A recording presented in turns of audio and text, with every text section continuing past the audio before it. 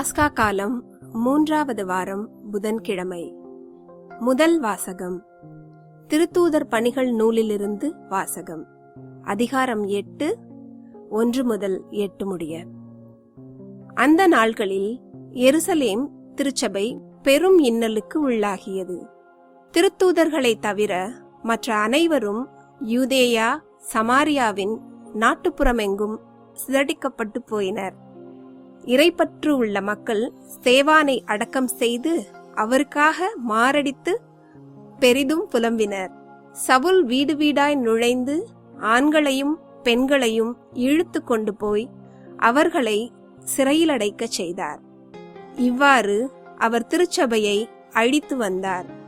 சிதறிய மக்கள் தாங்கள் சென்ற இடமெல்லாம் நற்செய்தியை அறிவித்து வந்தனர்.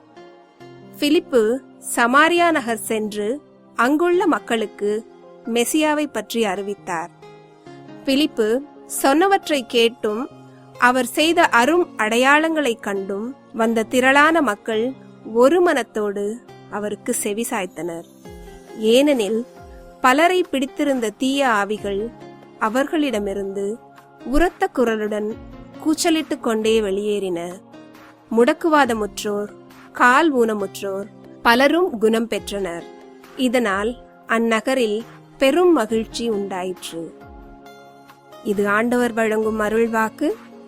இறைவா உமக்கு நன்றி. நற்செய்தி வாசகம். யோவான் எழுதிய நற்செய்தியிலிருந்து வாசகம். அதிகாரம் 6, திருவசனங்கள் 35 முதல் 40 முடிய.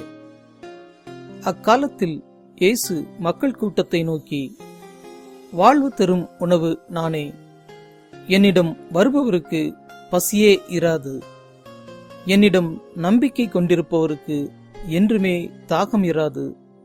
ஆனால் நான் உங்களுக்கு சொன்னவாறே நீங்கள் என்னை கண்டிருந்தும் நம்பவில்லை. தந்தை என்னிடம் ஒப்படைக்கும் அனைவரும் என்னிடம் வந்து சேருவர். என்னிடம் வருபவரை நான் புறம்பே தள்ளமாட்டேன். ஏனெனில் என் சொந்த விருப்பத்தை நிறைவேற்ற அல்ல, என்னை அனுப்பியவரின் விருப்பத்தை நிறைவேற்றவே நான் விண்ணகத்திலிருந்து இறங்கி வந்தேன். அவர் என்னிடம் ஒப்படைக்கும் எவரையும் நான் அழியவிடாமல் இறுதி நாளில் அனைவரையும் உயிர்த்தெழச் செய்ய வேண்டும். இதுவே என்னை அனுப்பியவரின் திருவுளம். மகனைக் கண்டு அவரிடம் நம்பிக்கை கொள்ளும் அனைவரும் நிலை வாழ்வு பெற வேண்டும் என்பதே என் தந்தையின் திருவுளம். நானும் இறுதி நாளில் அவர்களை உயிர்த்தெழச் செய்வேன் என்று கூறினார். இது கிறிஸ்து வழங்கும் நற்செய்தி. கிறிஸ்துவே உமக்கு புகழ்.